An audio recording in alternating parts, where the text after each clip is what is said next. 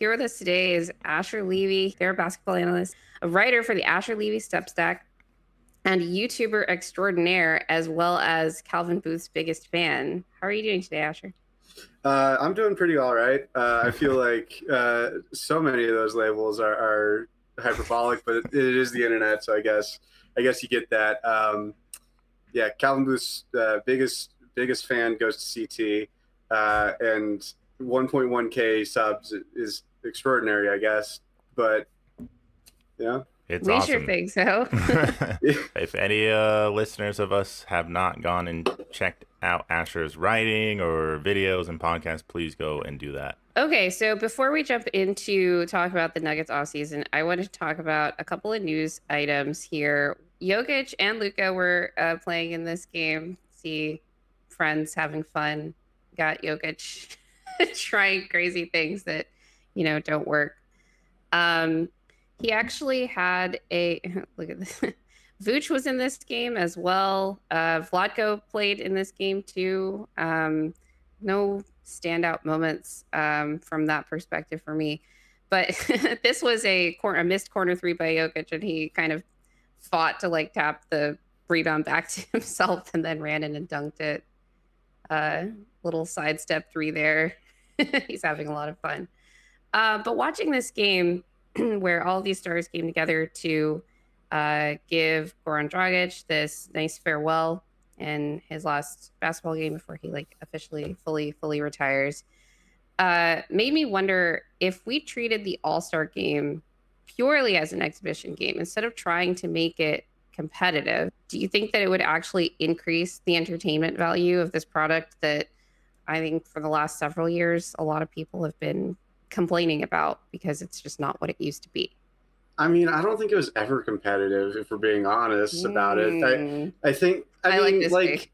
I mean it's like the Pro Bowl, right? Like it just doesn't matter. As someone who makes content pretty regularly, I treat it as a break because in the middle of the season, I mean, during the off season, it's different. You can go a week without talking and you're probably not missing much, but during the season, things are happening like every day. So if I get a chance to take a break, I'm taking the break. And it's not fun to watch to me most of the time. Like I'll watch the 3-point contest. I'll watch the dunk contest, even if those have sort of, well, the 3-point contest is fine. The dunk contest has gotten a little stale, but it's like on a Sunday night, am I going to watch an All-Star game or am I going to just play like video games or something, like chill with friends? And I'll probably choose the latter most of the time because it's already an exhibition game, like they try and frame it as a competitive thing. But I don't think even if they twisted the messaging at all, it's really going to change much because it is basically already an exhibition game. If they were just like, hey, we're going to goof around, it's like you guys already do that. So I don't think it would change much. I didn't watch the game because of that kind of reason where I was expecting Jokić to treat it kind of like the All-Star game. And I saw the highlights, Oh, like this the was self such a alley-oop. fun moment. The self alley-oop was a cool one. That's all I want out of Jokić is just to provide some fun, I guess. I want him to have fun. Yeah, I agree with Asher. Like all sports are going to this where there's already enough criticism of, too much play and too many games and too many injuries that it just makes the question of playing another competitive game that doesn't really get them much. It just puts that further into question. Yeah, I don't know. I think that changing the expectations of the game could actually make it more enjoyable for everyone because currently about half the guys in the All-Star game look kind of miserable when they're playing it, and the ones who are goofing off and whatever are the ones that look like they're actually having some fun. If we're going to treat All-Star weekend like this, like showcase of basketball and like this thing for like kids and families really, then I think making the game more like that too would actually could actually have some positive value. All right. So our next news item, let's say, has to do with the young Denver Nuggets who have been in Colorado for a few weeks now. They have been working out in the gym. Christian Braun has been there for basically that entire time, it seems. Duran has been spending a lot of time with the team as well. You see him in his boot. He's having fun with the guys. And notably absent from every social media drop of the team since Summer League is Jalen Pickett, actually. Asher, I was wondering if you had any particular thoughts about that, because I've seen literally every other starter that like the young guys basically there, including all of the two-way players. So his absence is definitely, I think, loud. Yeah, I don't really know why that would be, because like I don't expect him to necessarily get waived before the season. I wouldn't be shocked by it, but I don't really expect it either.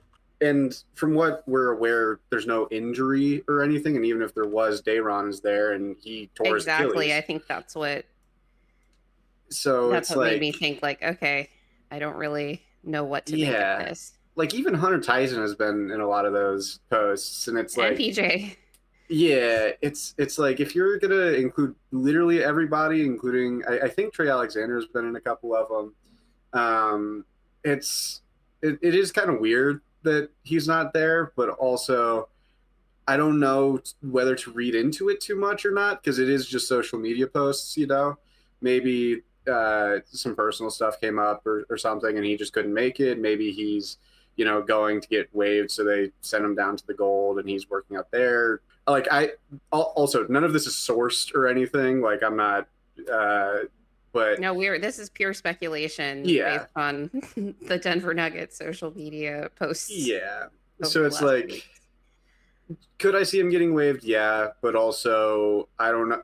Like maybe he's just on vacation or something.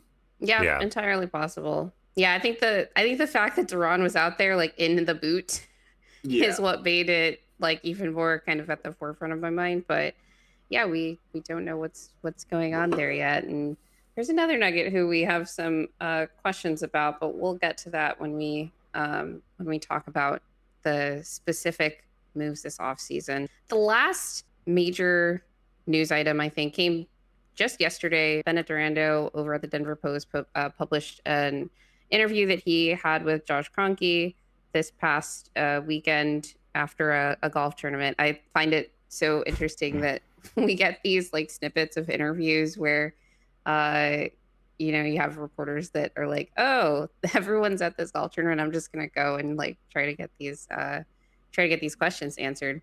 But Bennett asked about how the team views the second apron and whether they see it as effectively a hard cap, especially because I think at some point in the interview, Josh compared the new CBA style to the NHL with all of the restrictions that teams are dealing with. And I just wanted to read this other quote that Josh gave about the current roster for anybody speculating about whether they're going to make any other moves. He said, I think right now the roster is pretty set for this year, but you never know. Our eyes and ears are always open. The new rules are interesting, and how some of those trades work once you're over the tax. But it was an eye-opener, I think, for a lot of teams this summer in how some of the teams behaved. I thought that this was an interesting quote because to me, it says that a lot of teams were sort of caught off guard by the rules in the CBA that, again, came into effect last summer, or the CBA came into effect. Some of the new rules didn't come into effect until this summer, but they were known in writing, or should have been known, perhaps not known, but they were in writing last summer. Asher, what do you make of that quote from Josh and in the context of how the offseason has gone for the Nuggets? I think that might be the most politician quote I've heard Josh Kroenke say, where it's very non-committal. He's like, we might trade, but I also think that our roster's good right now. And it was an eye-opener for some teams, maybe our team, like it was very non-committal. It's 3 sentences and every sentence is like not saying anything. But I do think that it shows that some teams aren't as prepared as you might think. Like I've talked to a lot of NBA staff, over the last few years. And while a lot of them do know way more than any of us will ever know, a lot of them will forget more than I know. A lot of them also just kind of overlook a lot of basic stuff.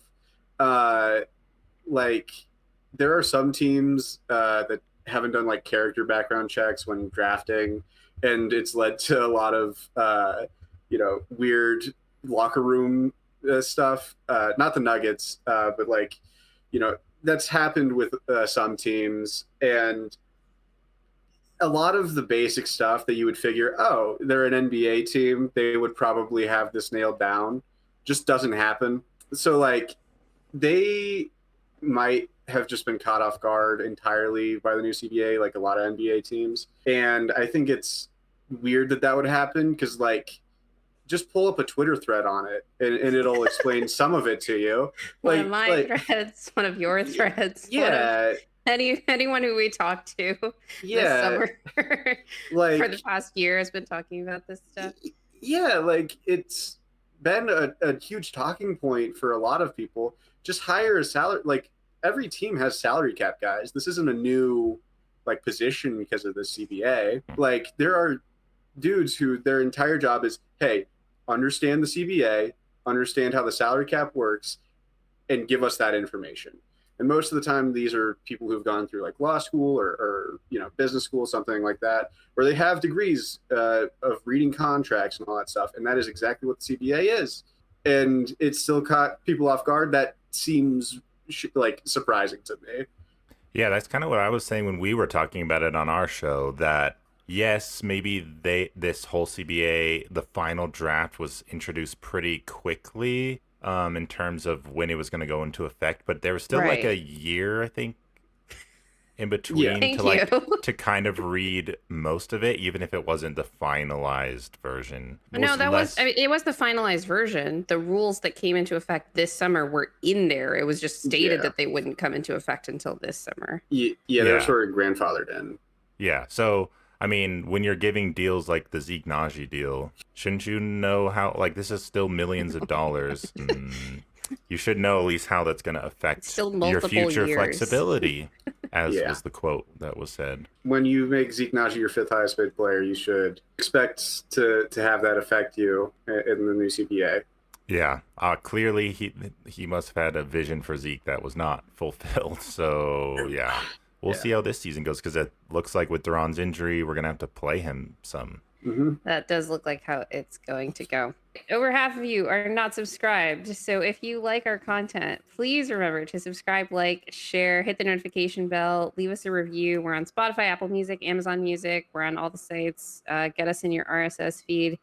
Follow us on Instagram at What's in a Game NBA. And also check out our clip channel for those quick bites of us doing blooper-ish style things. Sometimes it's just me giggling at things that Will says. If you have any problems with anything we said during this episode, DM Will on Twitter. Take it up with him. Yeah, I will gladly take. If you want to at me, just at Will. Yes. Yeah. Yes. And I may or may not be kind in response. And always remember that winning is fun and losing sucks.